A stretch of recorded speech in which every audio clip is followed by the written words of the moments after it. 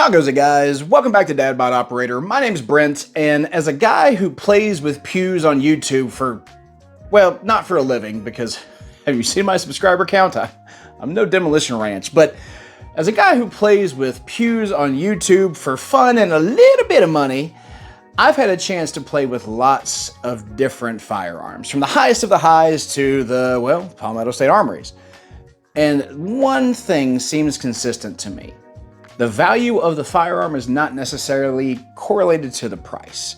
So my question for you today is a $3,000 DI rifle worth twice as much as a $1,500 piston rifle? Let's find out. Today's contestants, the CZ Bren 2 MS and the Knight's Armament SR15. I'm going to do a quick top-to-bottom breakdown of each of these two rifles, and at the end, in the comments below, put your choice for which one you think is the better value, the $3,000 DI rifle or the $1,500 piston. Let's go. Up first, the firearm that is growing on me more quickly than just about anything else in the safe lately, the CZ Bren 2 MS, chambered in 5.56. As you can see here, beautiful rifle. This one was right around the $1,500 range. I've seen them anywhere between $1,500 and $2,000 depending upon where you go. And I gotta say, there's a lot of value here. You've got a 16.3 inch cold hammer forged barrel. I'm not sure if it's chrome lined or not. CZ doesn't really like to come up off the information on those. But you do have a really nice heavy barrel here with a single port muzzle brake, piston driven.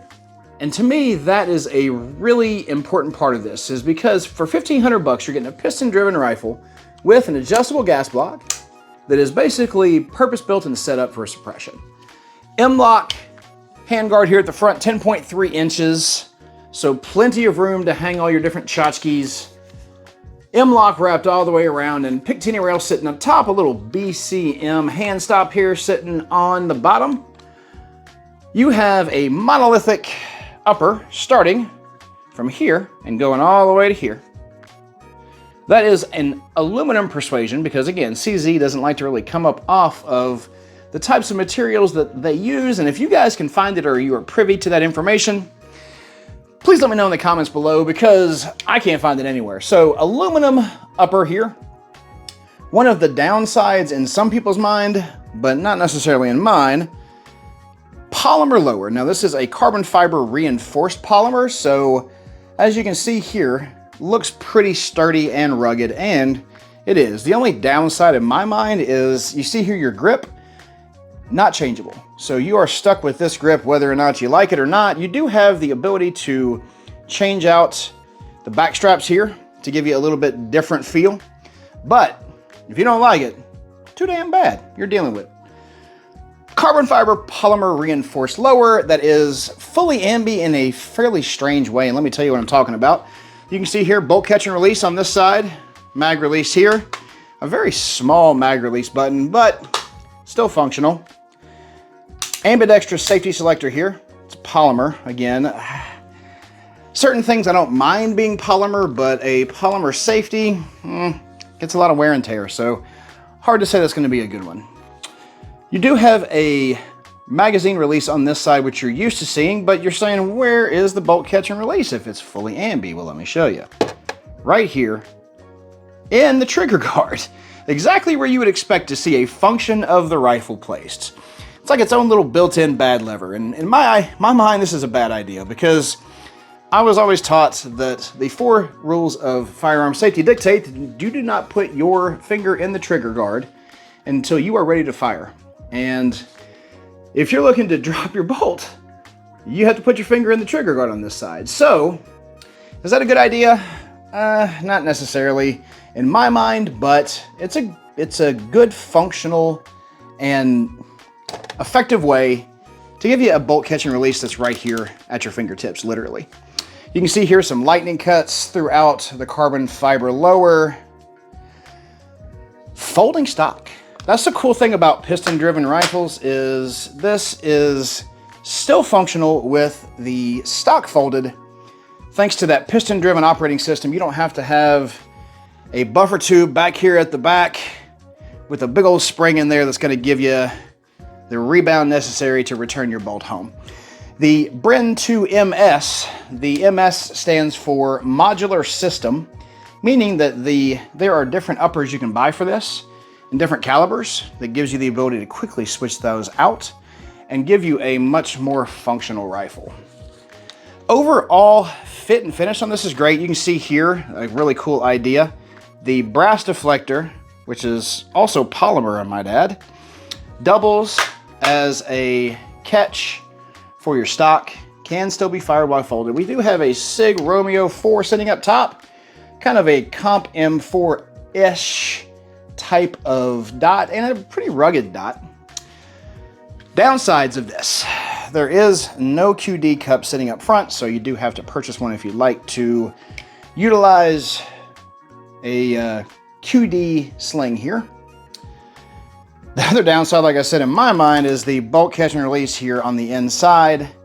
Do have QD cups on there, and that heavy barrel does start to get a little weighty after a while. This is around an 8-pound rifle when it's all said and done, so not the lightest out there, but still very functional.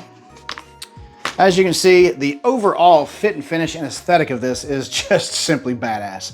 One of the coolest looking rifles, and as you know, if you're going to war, you gotta look cool. If not, what's the point? You do have the ability to change your charging handle from one side to the other so that knuckle busting is a thing of the past.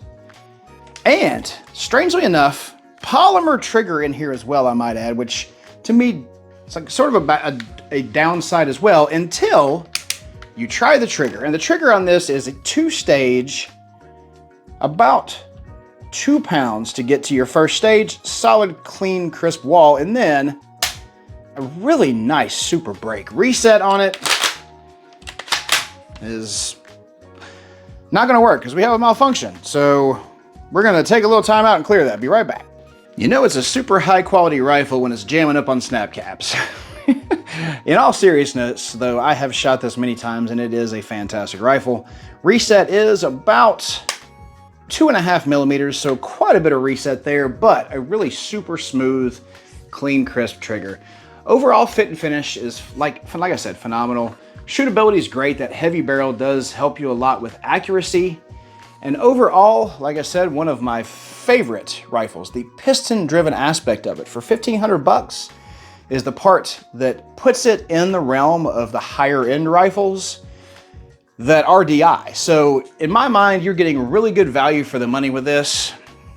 Let's take a look at one where the value may not necessarily be there, but the shooting experience is. If you are not new to the channel, then you have seen this rifle many times. The Knights Armament SR15. Chambered in 5.56, one of my other favorite rifles on the channel. Total cost on this one was $3,200 before I even put the additional furniture on it, which we'll talk about in a little bit. But let's talk about what comes standard on it. 16-inch cold hammer forged chrome lined barrel with a 1-to-7 twist. You have the Knights Armament 3-prong flash hider here with a little Knights nubbin that I call it for their Knights Armament suppressors. If you don't plan on using a Knights, you're replacing a flash hider. So it's really nice of them to give you a flash hider as opposed to just like a standard A2. But they do kind of lean towards their own products, which, you know, hey, it's what companies do. 16-inch cold hammer forged chrome lined barrel with a 1-to-7 twist. DI operating system with a patented gas block holder honor thingy in here. I like to call it a little castle nut. You can see on the inside there. The castle nut is basically affixed to the gas block to ensure that it doesn't slide off during operation, which means that your DI operating system is now a lot more reliable. I mean, they're reliable anyway, but the Knights Armament system makes it even more so. 15-inch, I think it's 6061 T6 aluminum handguard here, part of their Mod 2 system. M-lock slots all the way around, 3, 6, 9, 12, 130, 330, 530, you know it. 15-year rail sitting up top with their world-famous Knights Armament backup iron sights. Coming on down here, we have some Magpul grips that actually come with the rifle. For a $3,200 rifle, at least they throw in some $10 M-Lock slotted grip panels here for you. Isn't that sweet of them? You can see here, they did indeed throw in some QD cups for you, so that's nice. 7075 T6 aluminum upper and lower on here that is basically fully ambi. You have your bolt catch and release on this side and your mag release here. You can see a nice cage built all the way around that so that you're not going to accidentally drop a mag because, you know, that's embarrassing. You do have to actually get in there, so with gloved hands that could be a little difficult to find, but training, baby. If you train, you don't have to worry about that. Fully ambi safety selector on this side, and then on this guy, on this side, we have standard mag release with your normal cage there, and then bolt release here with an ambi safety selector for this side, and as you can see here, they have a nice scallop built into that, which means that whenever you do put it on fire, you have a nice little place to put your finger in there so that you're not rubbing it up against that, because, you know, it's annoying whenever you do have something rubbing up against your little finger whenever you're out there shooting your $3,000 rifle.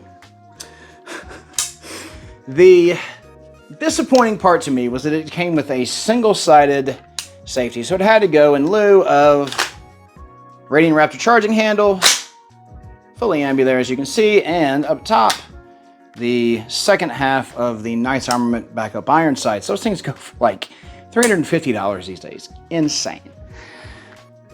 The overall furniture on this was hot garbage when I got it. Had a standard little Magpul Mo grip that had to go in lieu of the Magpul K2 Plus. Nice rubberized feel to it, and the standard Magpul CTR stock had to go in lieu of the LMT SOP mod stock. Now, I got this like secondhand for like 70 bucks at my local gun shop, so I had to throw it on there to kind of help complete the look. Speaking of looks, it's one good looking rifle. The overall fit and finish on it is great, with the exception of one thing, and that is, and I've spoken about this many times, the Cerakote. I think they actually use a Duracoat on this, and they've even gone so far as to Duracoat the barrel, all of the internals there, the handguard all the way down, but they were in a hurry because they just didn't even tape up around the flash hider. I'm pretty sure they could have just left the flash hider off and then spray paint and then Duracoated it, but they chose to just pop it on there and give her a quick little spray down. As coming on down here, you can see they just kind of closed the dust cover there and gave her a spray. On the inside, let me remove the magazine off camera here just in case YouTube decides to go crazy. Again, you can see here on the inside, ain't no Duracoat. That's just regular old anodizing. And the downside of Duracoat is it's not very Dura. You can see here that in spots it's literally just rubbing off. It's getting really bad up here too. You can see little spots where it's just flaking off for no reason.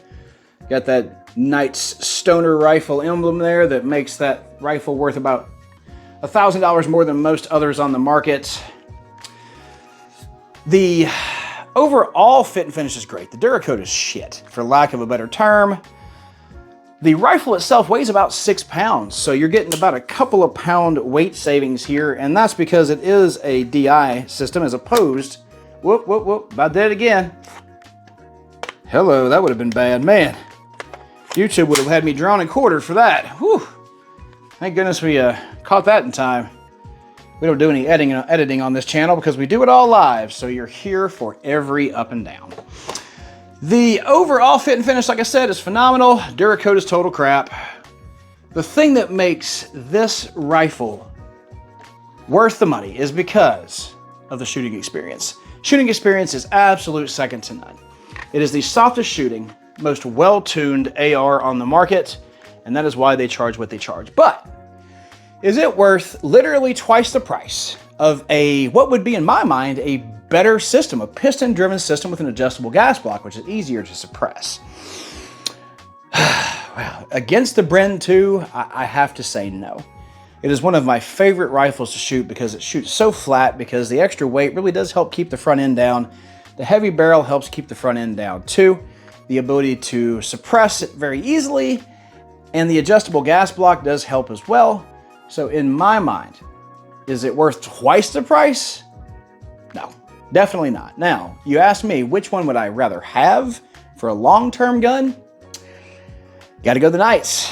The Knights Armament is superior in every way. The bolt, from the bolt, everything down. They've been making them for 50 years, and they have pretty well gotten it down. So if I'm picking today between a $1,500 piston-driven system or a $3,200 DI system, I mean, obviously I'm gonna pick the Knights. But what's your thought, guys? Would you rather, if you had money being no object, would you rather have a $3,000 Knights Armament or a $1,500 CZ Bren 2 that is piston-driven? Put your choice in the comments below, guys. I love chatting with you about this kind of stuff. This is really my passion, and I enjoy sharing it with you. To all my longtime viewers and subscribers, thank you guys so much for subscribing, liking, sharing. It really does help. It costs you nothing, and it helps us out quite a bit. So thank you guys for making it worth my time to make these videos for you. To all my first-time viewers, thanks for stopping by. Welcome to the Dad Bod Squad. Beers in the fridge. We'll see you next time.